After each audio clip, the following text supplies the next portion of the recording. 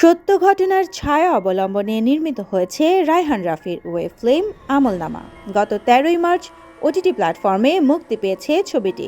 এরপরই ওয়েব ফিল্মটিকে কেন্দ্র করে শুরু হয়েছে নানা বিতর্ক, যেখানে দাবি করা হচ্ছে আমলনামা ওয়েব ফিল্মটি কক্সবাজারের র্যাবের হাতে ক্রসফায়ারের শিকার হওয়া আলোচিত একরামুল হকের উপর নির্মিত, যেখানে একরামুল হককে মাদকদ্রব্য ও অন্যায় কাজের সঙ্গে জড়িত করার অভিযোগ উঠেছে নির্মাতা রায়হান রাফির বিরুদ্ধে। বিষয়টি নিয়ে এই নির্মাতার বিরুদ্ধে মানহানির মামলার হুঁশিয়ারি দিয়েছেন নিহত একরামুলের স্ত্রী আয়েশা বেগম। পাশাপাশি একটি জাতীয় দৈনিকের বিরুদ্ধেও ব্যবস্থা নেওয়ার ঘোষণা দিয়েছেন তিনি।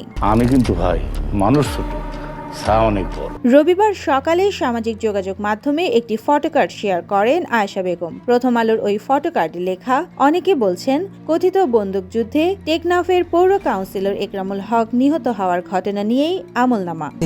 ভালো খরচাপাতি হতে পারে।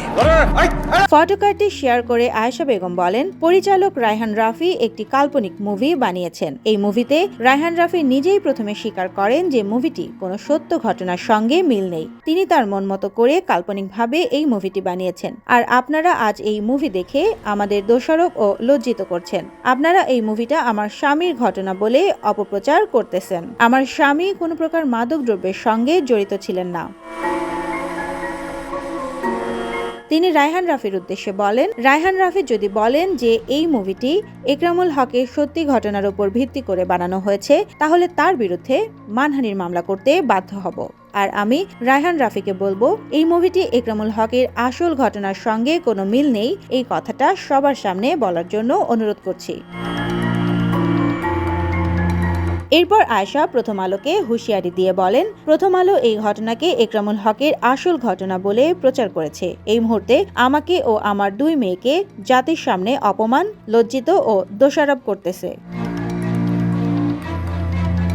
এদিকে প্রথম আলো আমলনামা টেকনাফের একরামুলের ঘটনা নিয়ে নয় বললেন রাফি, এমন শিরোনামে একটি নিউজ পাবলিশ করে। নিউজে লেখা, আমলনামা নিয়ে রাফি বলেন, এটি নির্দিষ্ট কোনো পরিবারের গল্প নয়। সিনেমাটির সঙ্গে একরামুল হকের কোনো সম্পর্ক নেই। দেশের প্রতিটি বিচার বহির্ভূত হত্যাকাণ্ডের বিরুদ্ধে প্রতিবাদ জানিয়ে সিনেমাটি করেছি। আমরা চাই সব বিচার বহির্ভূত হত্যাকাণ্ডের বিচার হোক।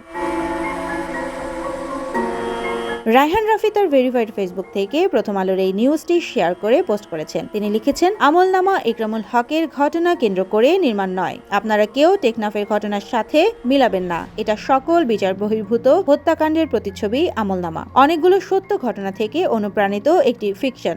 প্রত্যেক বিচার বহির্ভূত হত্যাকাণ্ডের বিরুদ্ধে প্রতিবাদ স্বরূপ এই সিনেমা। আমরা সকল বিচার বহির্ভূত হত্যার বিচার চাই।